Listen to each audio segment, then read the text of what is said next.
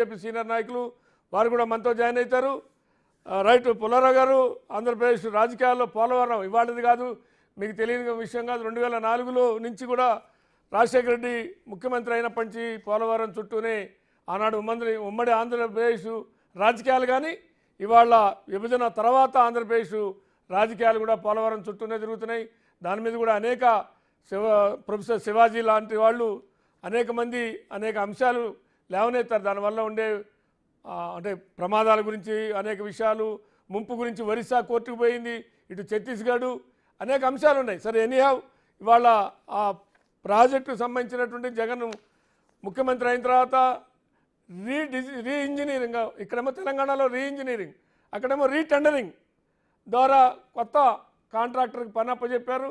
సరే, కేంద్రం నిధుల కోసం అనేక మంది అనేక రకాలుగా మాట్లాడారు. ఇప్పుడు కూడా అది పూర్తి చేయాలి, ఎందుకంటే అది జాతీయ హోదాగా ప్రకటించారు కాబట్టి కేంద్రమే పూర్తి ఖర్చు భరించి ఆ ప్రాజెక్టును పూర్తి చేయాల్సిన అవసరం ఉన్న నేపథ్యంలో ఇవాళ కోయిలేషన్ గవర్నమెంట్లో దాని ప్రాధాన్యత ఎలా ఉండబోతుంది. ముఖ్యమంత్రి నా కళ అని కూడా చెప్పారు, నా శ్రమని నా కష్టాన్ని బూడిదలో పోసిన పన్నీరు చేసింది గత ప్రభుత్వం అని చాలా సీరియస్ కామెంట్ చేశారు. నేను కూడా సీరియస్ కామెంట్ చేస్తా, చాలా సీరియస్ కామెంట్. ఆయన చెప్పిన మాటకు ఒప్పుకుంటా. 1,00,000 కుటుంబాలని తరిమేశారు అక్కడి నుంచి 2015 నుంచి. అది ఇప్పటి వరకు పూర్తిగా డబ్బులు ఇవ్వలేదు, పూర్తిగా రిలీఫ్ ఇవ్వలేదు. ఎవరు ఇవ్వాలి? సెంట్రల్ గవర్నమెంట్ ఇవ్వాలి. స్టేట్ గవర్నమెంట్ ఎక్కువ ఇవ్వటానికి ఒప్పుకోలేదు ఆ రోజుల్లో. సుప్రీంకోర్టులోనే కోర్టులు వేశారు, కేసులు వేశారు. చాలా ఒడిదుడుకు పరిస్థితి ఉన్నది. ఎక్కడికో నీరు తీసుకెళ్తున్నారు, నేను ఆఫ్ చేసే శక్తి నాకు లేదు, ఎవరు ఆఫ్ చేయలేరు. ప్రభుత్వం నిర్ణయం తీసుకున్నాక నీరు ఎక్కడికైనా తీసుకెళ్ళచ్చు, రాయలసీమకు తీసుకెళ్ళొచ్చు, ఎక్కడికైనా తీసుకెళ్ళచ్చు. గోదావరి జిల్లాలో అని పెట్టిన పేరు, నీరు ఇక్కడ ఏం ఉపయోగపడుతుందంటే అది పెద్ద డిబేట్. ఫస్ట్ ఆఫ్ ఆల్ ఇవన్నీ వెంటనే అమరావతికి 30,000 ఎకరాలకు 10,000 మందికో ఎంతో యాజిటేషన్స్ చేశారు, బాగానే ఉంది, దానికి నేను తప్పట్లేదు. ఈ 1,00,000 మంది 1,00,000 కుటుంబాల సంగతి ఏంటి? ఎకరానికి 1,00,000 ఇచ్చారు, 2 లక్షలు ఇచ్చారు. అదే రేటు రైతుకి 2 ఎకరాల రైతు, 3 ఎకరాల రైతు, 5 ఎకరాల రైతు, 10 ఎకరాల రైతు ఏమైపోయారు? ట్రైబల్స్ వీళ్ళందరికీ చేయలేదు. సెంట్రల్ గవర్నమెంట్ డబ్బు ఇవ్వాలి. జగన్మోహన్ రెడ్డి గారు చేస్తారని ఆశించి ఆయన చేయలేదు, ఏం చేయలేదు, చాలా ఆశించారు. ఆయన డబ్బు కాదు, సెంట్రల్ గవర్నమెంట్ ఇవ్వాలి. రికమెండ్ కూడా చేయడానికి ఇష్టపడలేదు.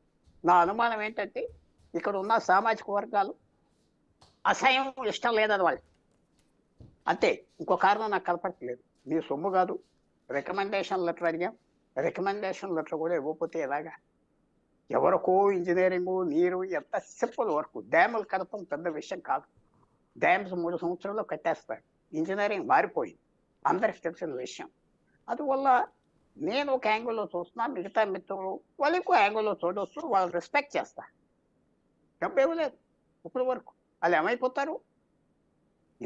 సాక్ష్యం పుల్లారావు గారు మీరు అన్నట్టుగా 6 మండలాలు ముంపు మండలాలకు సంబంధించింది తెలంగాణ నుంచి ఆంధ్రాకి బదిలీ చేశారు. ఆంధ్ర వాళ్ళకి మీరు అన్నట్టుగా వాళ్ళందరినీ ఖాళీ చేయించే క్రమంలో ఇవాటికి కొంత వాళ్ళకి నష్టపరిహారం అందలేదు అనేటువంటిది, మళ్ళీ తిరిగి 6 మండలాలు ఇవ్వాలని ఒక డిమాండ్ వీళ్ళ నుంచి చేస్తారు. ఇది ఒక అంశం, అది కాదనుకోండి చట్టపరంగా, కానీ బట్ ఆ డిమాండ్, ఆ వివాదాలు ఉండనే ఉన్నాయి. అది మెయిన్ డిమాండ్ అండి. ప్రభుత్వం మనుషుల తర్వాత అన్నిటికంటే నేను హ్యాపీగా ఉన్నది ఏంటంటే పవన్ కళ్యాణ్ గారు ఆయన గవర్నమెంట్లో లేని టైంలో ఇష్యూ టేకప్ చేశారు, నేను చేస్తా అన్నారు. ఇప్పుడు అయినా ఆయన చూపెడతారా, పిలుస్తారా, చేస్తారా? ఈ 1,00,000 మందికి ఎన్హాన్స్ చేస్తారా? డబ్బు ఇవ్వలేదు. ఎందుకు? మీకు సాక్ష్యం డాక్టర్ పెంటపాటి పుల్లారావుకి ఇవ్వలేదు, నాకే ఇవ్వలేదు. మిగతా వాళ్ళు గోసి పెట్టుకున్న వాళ్ళకి, బట్టలు లేని వాళ్ళకి ఏం చేస్తారు?